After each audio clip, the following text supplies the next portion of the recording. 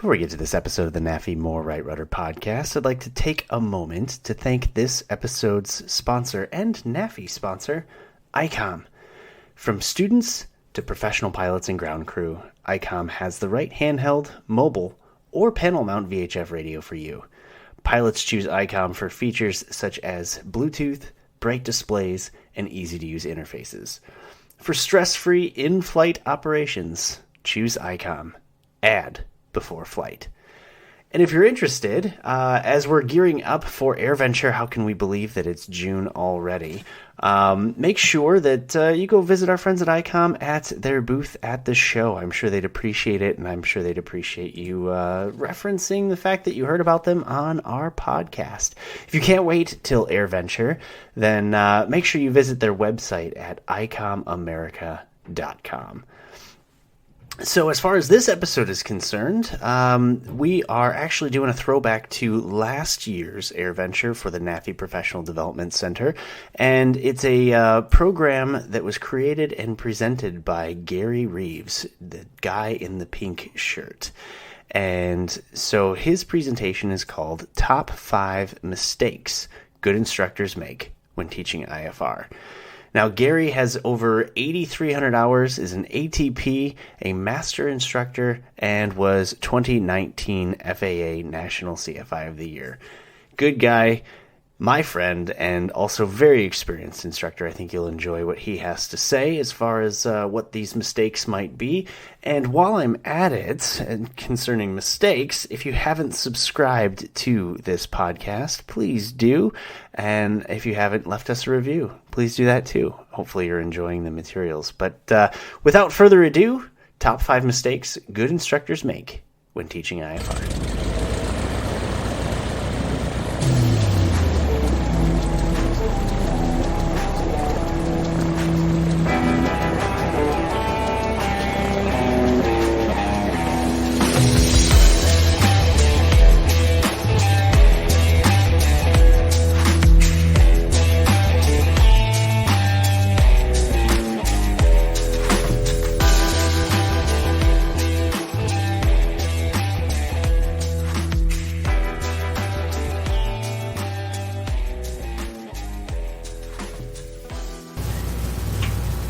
PilotSafety.org teaches free FAA safety classes all over the U.S. thanks to help from Avemco, the national sponsor of the FAA Wings program.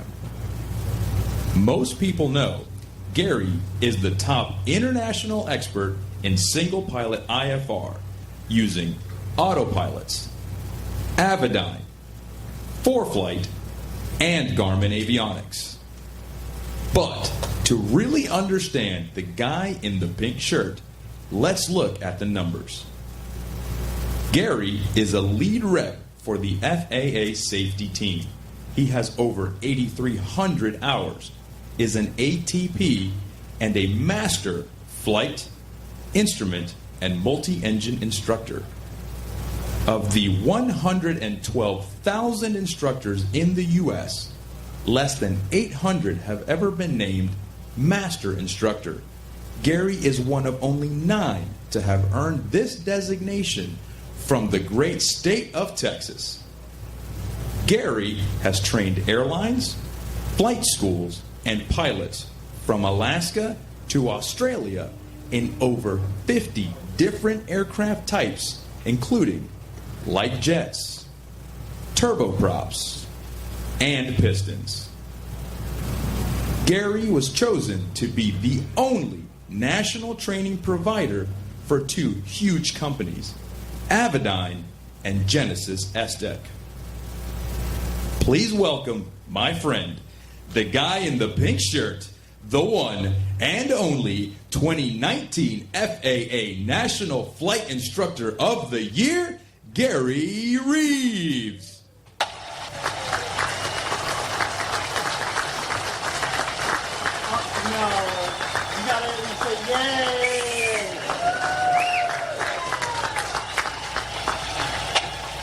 All right, I'll take fake love. I'm not proud. How y'all doing? Welcome to NAFI. That is a really good slide to take a picture of. The FAA and instructors use resources. DPs use the Airman Certification Standards to check that a pilot's good enough to pass the IFR or II check ride. Who here has passed an instrument rating check ride? Then you are already good at instrument flying. I can prove it. How many of you that have passed an instrument check ride can file an IFR flight plan, get a weather brief, put it in your GPS, fly a vectors to final approach if everything is normal? Then you're already good. This is the picture that I really want you to have. Let's go back. Being good. When is being good not good enough? When things aren't normal. How many of you can do all of that stuff when things are normal? How many of you can work your avionics, your autopilot, and your plane with 3 back-to-back ATC amendments told to go direct to a DME unpublished fix hold with smoke in the cockpit, diverting to unforecast weather? See? So being good is passing the FAA check ride. That's good. Staying good is fatal. And that's why I'm so proud to be part of NAFI, because they don't let flight instructors just stay good. It's continuing growth. All right. So here's the things we're going to cover today. All of these are just my opinions, and I have really strong opinions if you've never heard me speak. So I'm going to say I never fly VFR. And there's always at least 5 good exceptions to when I would fly VFR. I'm going to say I would never hand fly anything. It's autopilot only. Well, there's at least 20 times when I would hand fly. So if I say I never, there's always exceptions, okay? So the mistake, the number one mistake that IFR pilots make is flying VFR. You should never fly VFR if you have an instrument rating. Why? Well, that's how you pick up airspace violations. No kidding, 80% of FAA airspace violations are people with an instrument rating trying to fly VFR. If you are on an IFR flight plan, you're clear of the airspace. Happened to me. So about 2 years ago, I'm hired to do a 3-day mastery course for a couple guys at 310 down in South Florida, and everything went wrong. Who are my instructors in the room? You ever had a client where it just was not working out? I show up, I do 8 hours of ground, we go out to fly the second day, and the pitot heat and the stall heat doesn't work. I can't fly your airplane. Your plane's illegal. It's unairworthy. The stall warning horn is required. Well, they haven't used the POH checklist in 20 years because they're airplane owners. They just did the walk around. I'm like, we can't fly your plane. Like, you got to get this fixed. Do you want to do ground school? No, we'll just fly tomorrow. Fine. So they get the stall warning horn fixed. I come back the next day, and it's actual IMC. It's overcast at 2,000 feet. He's hired me to teach him the new Garmin GTN. Anybody got a Garmin GTN? Really cool creatures. And I get in, and the navigation database is a year out of date. Okay, well, we can go fly an ILS, but that's not what you taught me for. And now he's upset, and I'm upset, and I'm $3,000 a day, and there are no refunds. Like, I'm sorry. And he's like, well, can't you teach me something? And I'm like, well, we can go to a local airport, and I think we can stay just VMC enough to do a practice GPS approach. But by the time I did the missed approach and went out to the hold, I was getting too close to the cloud, so we had to cancel it. I'm like, okay, we got to stay VMC because we can't use your GPS because your database is out. I'm like, let's return to Pompano Air Park, your little podunk non-towered thing you live at. And he goes, okay. And he goes, okay, well, can you show me the new visual approach? Never, ever use the visual approach on a GTN or the new Avidyne 10.3. Visual approaches have no guaranteed obstacle clearance, no airspace clearance. There's nothing protected about them. They just line you straight up. I'm like, fine.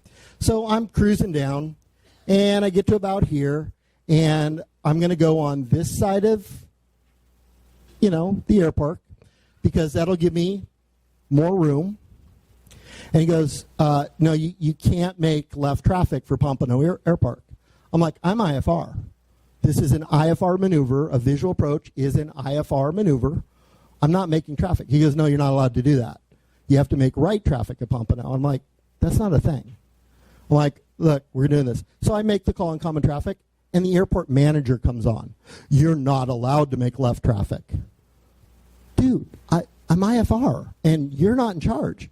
But the students are now getting upset. You have to be here. I'm like, but there's airspace on that side.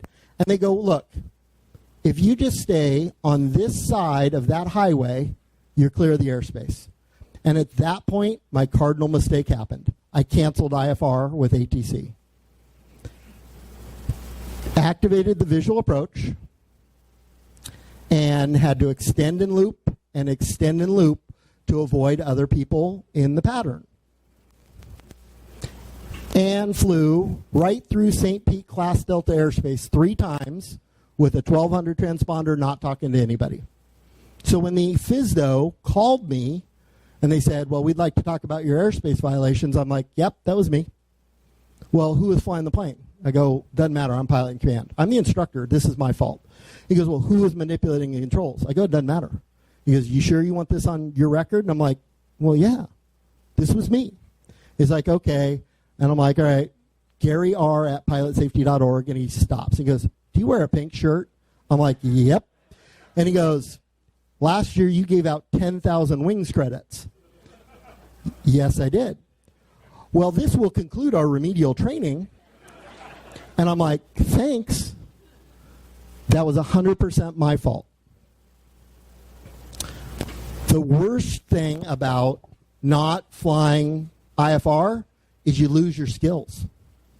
Anybody here ever take Spanish in high school? Go ahead, speak de Spanish. Yeah, everyone goes, una más cerveza, por favor. Do you guys know that that's not even correct? Do you know una más cerveza doesn't even grammatically, that's not a sentence? It doesn't translate. Let's try it again. Everybody repeat, por favor. Dos más cervezas is the correct pronunciation. Why does your Spanish el suco? Because you keep speaking English. If you get an instrument rating, every time you fly VFR, your IFR skills go away. I never fly VFR. That's why I'm the world's greatest at single pilot IFR using buttons. If I go from Decatur to Mineral Wells, where Genesis autopilots are, it's a 7-minute flight. It takes me 33. I file an IFR flight plan. I get an IFR clearance on the ground. I take off. I go to the initial approach fix. I do the procedure turn. I do the full procedure. I land. I call and cancel. You know what that makes me? Really good at IFR. You never want to fly VFR because every time you do, you're going to lose those IFR skills. Now, if you go IFR in blue skies, does it count towards currency? No. I saw your question. I'll get them all at the end. No, but it keeps you good, right? So there's 3 ways to keep your IFR good. You either got to use it every time you fly or add new stuff, constantly review what you have, or use it every single time, right? Best way to get good at IFR? Teach, right? How many of you are not instructors yet? I did an instructor course 20 years ago until I found a real job. Careful what happens with that. Okay. The more you fly, the better you're going to be at it, right? So one of my favorite stories is I was flying in Arizona and we were doing a hold, and a guy from Southern California wanders in and he was assigned a hold, and he goes, well, we don't really do holds in California. And ATC's like, okay, would you like a vector back to California?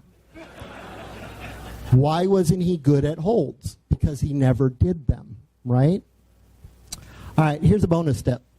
Under no circumstances should you ever fly a VFR practice approach. It is careless, reckless behavior. It is super dangerous.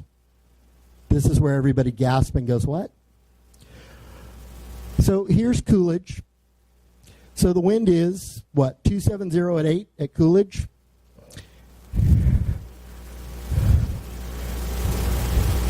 Right? So the proper approach would be this one, right? Well, here's the problem.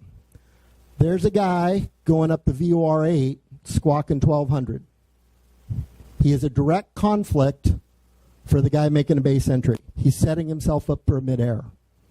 Practice approaches while squawking 1200 is not only dangerous, it's against regulations. And at which point, people go, that's not a thing. So somebody in the back always says, show me the law. Well, if you insist. Anybody ever read the AIM? And everyone goes, but the AIM is not law. Well, here's the problem. If you do something against the AIM and case law is decided the other way, guess what happens? Right? So let's read AIM, Chapter 4, Section 3, subsection 21. Various air traffic incidences, mid-air collisions, which have been fatal, and multiple near-air mid collisions have indicated the necessity to achieve controlled operations. This is an FAA air traffic control policy. The AIM actually mentions an FAA policy, which is a rule. They must provide separation. To do a practice request, it is a request that may be approved or denied by ATC. So if you've been an instructor like me and wandered out to a non-towered airport and gone up and down approaches while squawking 1200, you are actually violating an ATC policy and violating the same chapter. When would air traffic control not allow practice approaches? When you are a direct conflict for IFR aircraft. And everyone's like, well, yeah, but that's still not a law. Okay, let's try this one. First of all, instructors get a picture of that. 4321 is the easy way to remember it. Let's do this. You want a reg? I can do a reg. VFR practice approaches without ATC permission directly interfere with IFR aircraft. You're directly increasing the chances of mid-air collision. How do I know? I flew a Premier jet like 3 times. One time I got held for 45 minutes because I could not do the approach through a 6,000-foot overcast. Why? Because local instructors were going up and down the approach and not talking to ATC. You want to know what a Premier jet burns an hour while we held for 45 minutes? If you're doing the practice approach, squawking 1200, not only are you blocking IFR arrivals, you are stopping all IFR departures out of that airport. So it is a direct interference with other aircraft, which means that would be 9113, careless and reckless operation. You may not operate an aircraft in a reckless manner so and to endanger the life or property of another, and that is what you are doing. Good picture. Remember, I told you I had weird opinions, right? This is straight from ATC. ATC, I've talked to 300 controllers all around the country, and they're all begging me to tell you, stop doing this. You are dangerous. You're setting yourself up for mid-airs. So how do you do practice approaches? Well, it's real simple. You just call the TRACON or the center first, and you say what? VFR request. What do you want? We want to do practice approaches at Coolidge. Okay, squawk 0231 own nav. You can do any approaches you want. You can maneuver in any way you want, but you've got a unique transponder code, and they can call you and move you out of the way and warn you about other traffic. So we want you to do more you talking and squawking, okay? Good picture. All right. So never do VFR practice approaches with what? Squawking 1200. Do more VFR practice approaches after asking center or TRACON for permission. Even at airports you think with no traffic at all. You really need to do this. Okay.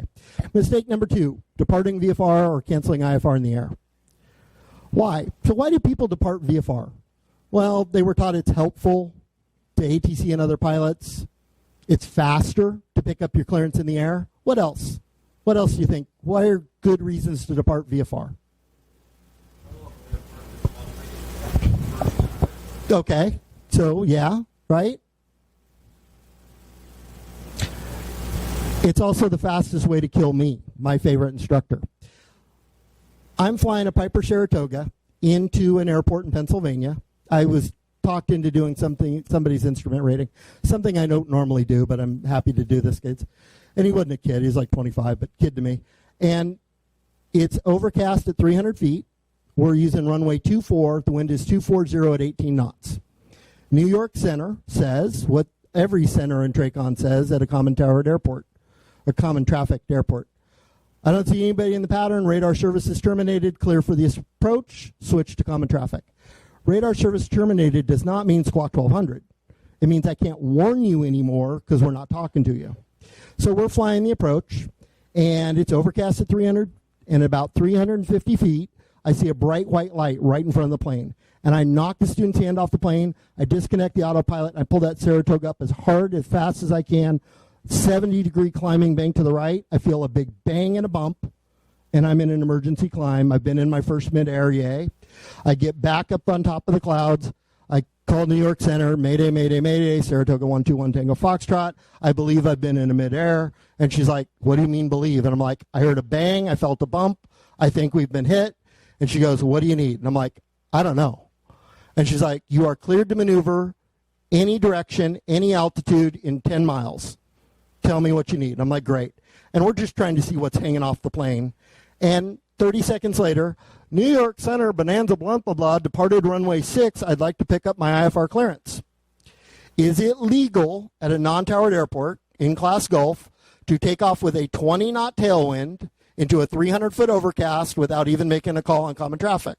Of course, that's 100% legal.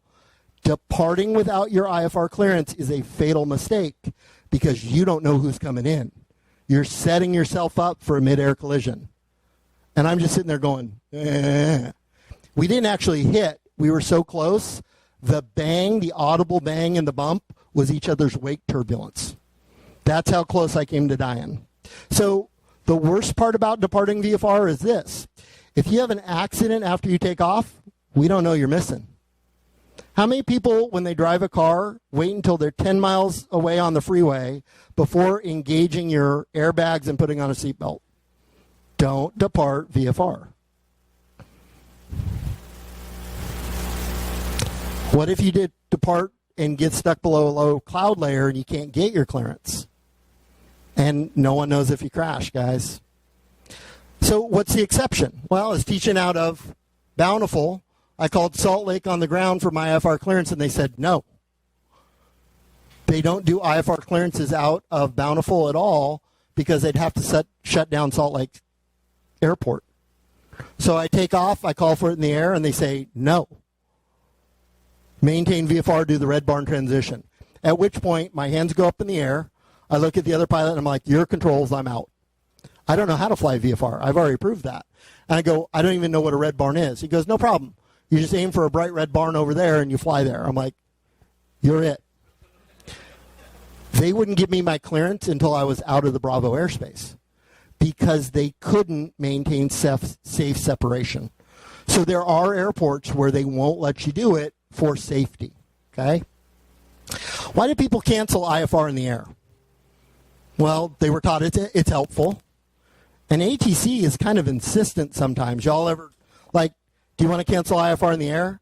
Well, I mean, like, really, you could cancel now. Like, really? Well, you sure you don't want to cancel now? Here's the problem. A 62,000-hour King Air pilot is flying his King Air into his home airport at night. He's 10 miles out, and ATC says, report the airport in sight, and he says, airport in sight. It's VMC. He's 10 miles out, and they say, would you like to cancel IFR in the air? And he goes, oh, yeah, absolutely. And they say, squawk 1200, good night. Here's the problem. The autopsy is proof he survived the impact. He bled to death slowly over 2 to 3 days while trapped in the wreckage. If you guys don't want to hang out in that for 3 days bleeding to death because nobody's looking for you, I would not cancel IFR in the air. You're disabling the safety system. It's not helpful to ATC. It's not helpful to other pilot. You're disengaging search and rescue. What's the exception? Anytime I'm at a non-towered airport with 5 guys in the pattern, I'm going to cancel IFR because I can't go straight in anyway. I'm going to have to break off and join the traffic pattern. And if there's a problem, they'd call for help, right? But otherwise, no. Mistake number 3. How many people were taught the 1, 2, 3 rule for picking an alternate? That's just silly. So let's try this. Let's try the old rule 1, 2, 3. I'm going from MSL into Mitchell County. And if I go missed at Mitchell County after I'm already tired, after flying into known bad weather, then I should look for someplace safe. Okay, so I'm going to fly through this storm line, go miss there, and then divert? Does that make any sense at all? No. It did 20 years ago because we didn't have cockpit weather. How many people have weather in the cockpit? ADS-B, XM, whatever. Okay, I got a better idea. Instead of flying into known bad weather and then going missed,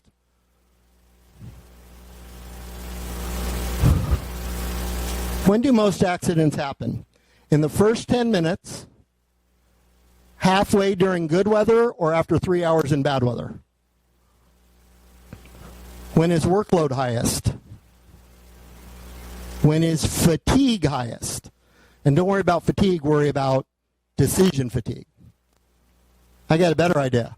Why don't you stop at a Charlie halfway on your destination? Your weather alternate, in my opinion, should always be halfway to your destination while you're still in good weather. Wouldn't that be better? True or false, everybody? This is the audience participation part. True or false? I haven't given you the question yet. Everybody that ever died going missed in bad weather would have lived if they stopped halfway while they were still in good weather. Now, Jesse, you got it. Okay, good.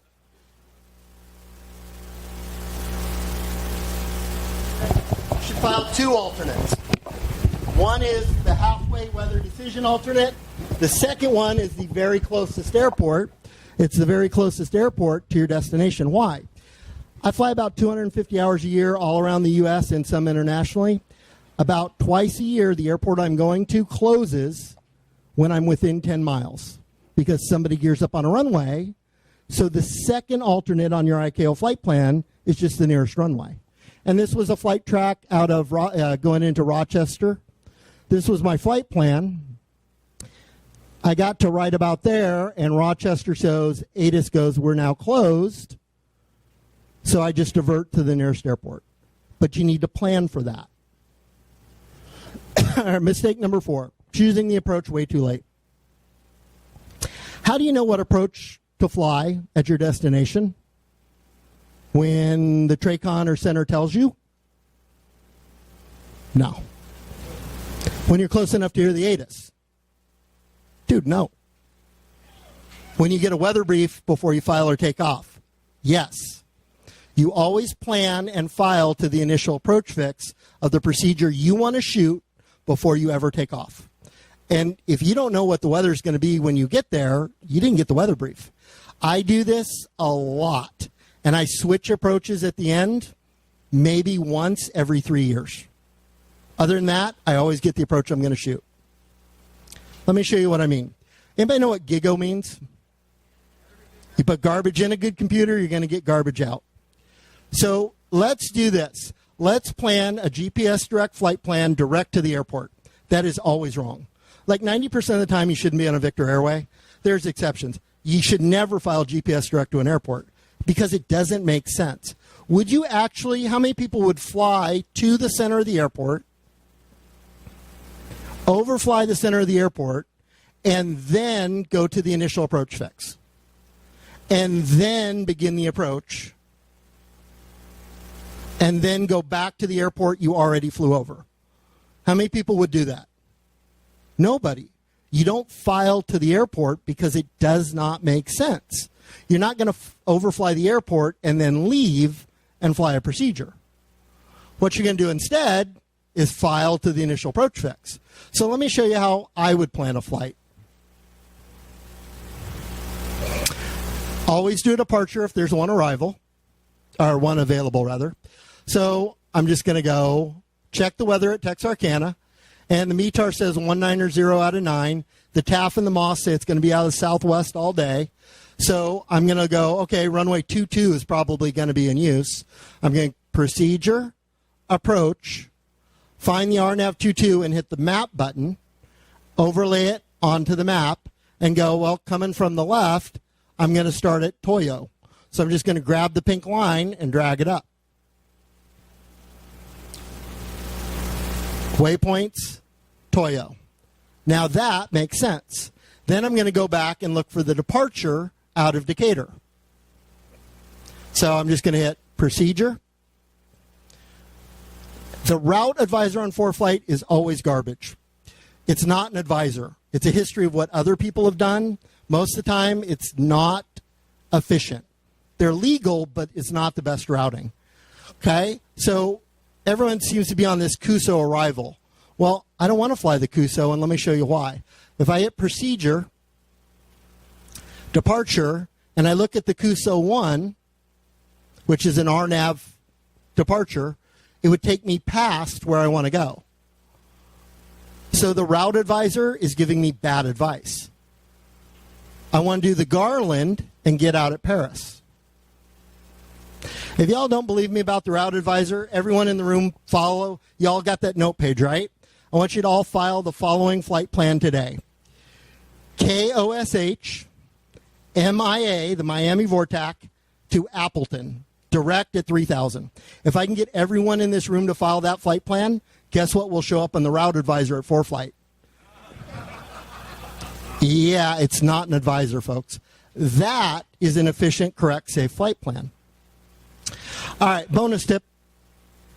Using Victor Airways. No. 90% of the time, nah. Air traffic controllers don't even want you on these things. Why? Because that's where everybody else is. If you fly Victor Airways a lot, you're going to get a lot of amended clearances because you're always in the way or catching up to somebody else.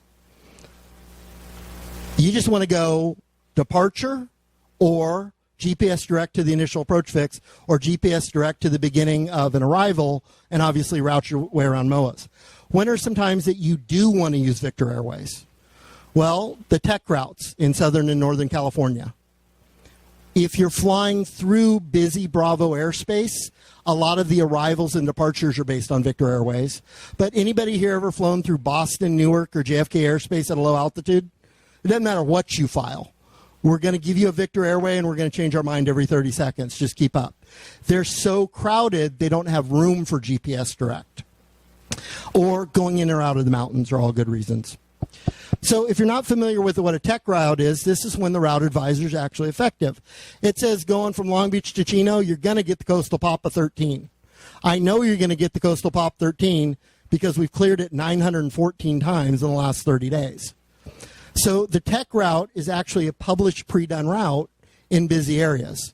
So we're at Quebec, and that's the route we're going to get, okay? And you can actually file the Coastal Papa 13. All right, bonus tip. The ForeFlight route advisor. Everybody, what's the definition of the word advisor? A human being with more experience than you that acts like a mentor. There is nobody at ForeFlight with more experience than you looking at your flight plan. In fact, there's no human looking at your flight plan. It's just a history of what other people have filed. Here's the problem. One guy files a Victor Airway route. The next 300 people see it in the route advisor, which is just a history. They file that same route, and then everybody else does it. Right? That's not a thing. It's just a history of what the other lemmings are doing. The route advisor is a great tool, but it's not an advisor. It's a good place to look, but I wouldn't follow it, right? Mistake number 5, and this is the last one, just being good. Because again, good only works when what? When everything is normal. So can a good pilot or instrument flight instructor plan a safe flight, everybody? Get a weather brief, fly and approach in normal workload and conditions. Sure. What's normal? Well, it's different for everybody. Who's got more than 5,000 hours instrument experience? Your normal might be even a little light icing. Who's brand new at the instrument rating? Your normal might be an 800-foot overcast and light to occasional moderate turbulence with less than a 10-knot crosswind. Everybody's normal is different. The more experience you have, the more you would consider normal, but it's still just normal. How do you get good at being normal conditions? How do you get good at learning new avionics, your iPad, your ForeFlight, that kind of, your new autopilot? How can you get good at this stuff? You guys ready? Watch the free videos on the manufacturer's website. Who's got a Garmin? Garmin has a bunch of free videos that are great. Who's got the Avidyne? A little more advanced? Tons of free videos. They're great. Garmin and Avidyne both give out free iPad simulators. They are great at making you good, and I encourage all of you to play with them. And it's just trial and error, but better than practicing in a moving airplane. And working with a good local instructor. All of those will make you good. Doing this class and other wings program. This is the one quote from me that I want you guys to print on t-shirts. Single pilot IFR being good works most of the time, and then it doesn't. So if you are good, can you recover from a workload spike after 3 back-to-back ATC amendments in unforecast bad weather? How many of you, raise your hands, let's start out. Hold your hands up if you're good in normal conditions, and keep your hands up. All of you should. All right? Keep your hands up if you can recover from a workload spike after 3 back-to-back ATC amendments and unforecast bad weather. And during that, go direct to and fly an unpublished DME fixed hold on your avionics with smoke in the cockpit. It got lonely up here. So how do you go beyond good? How about you just ask 100 strangers who aren't instructors for their opinion? How about taking advice from a celebrity because they're popular? How about hiring the cheapest and absolute worst instructor? Do any of these sound like good ideas? Then exactly why are you asking questions on Facebook? I've been in the ForeFlight group where somebody asks a question and I answer it and I get shouted down by 50 people who go, "Gary's an idiot." I'm like, have you been talking to my wife? Is she, like, she's some of these fake? The problem with asking a question on ForeFlight, Garmin, or Avidyne Facebook groups is the people who are giving you the good answers get shouted down by the people who are giving you the wrong answers, and you have no way of knowing. How about just taking advice from a really popular YouTube star? This is actually celebrity advice. She actually said this. To be healthy, you should only eat purple food. Okay, wine, Red Bull, I can diet. Okay, I'm good. There are some really popular YouTube channels that have garbage advice. Okay, why? Because they're popular doesn't make them qualified.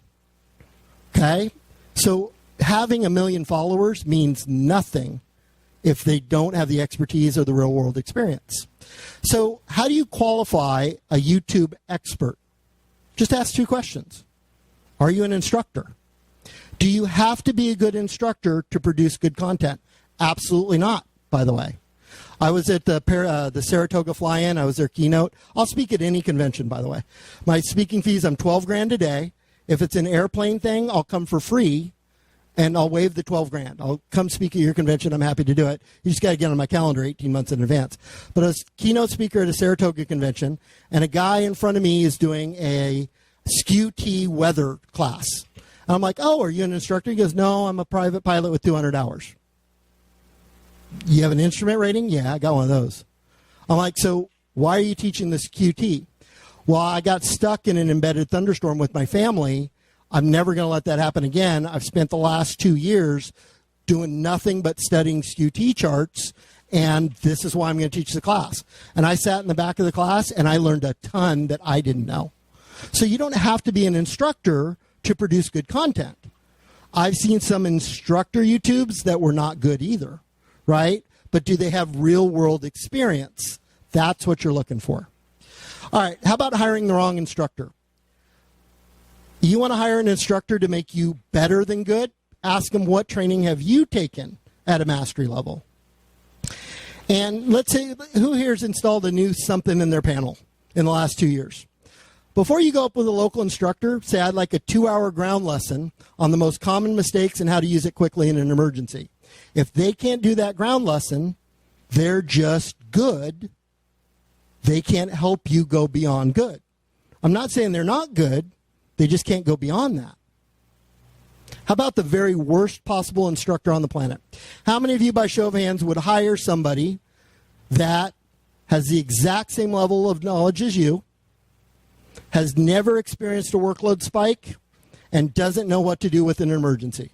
How many of you would pay an instructor like that? So who's the worst instructor? Brian, you. It's you.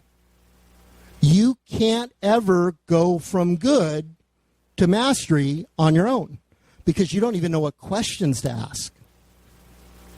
So being a good pilot and comfortable with your current skill level only guarantees you're not going to know what to do when things go really horribly wrong.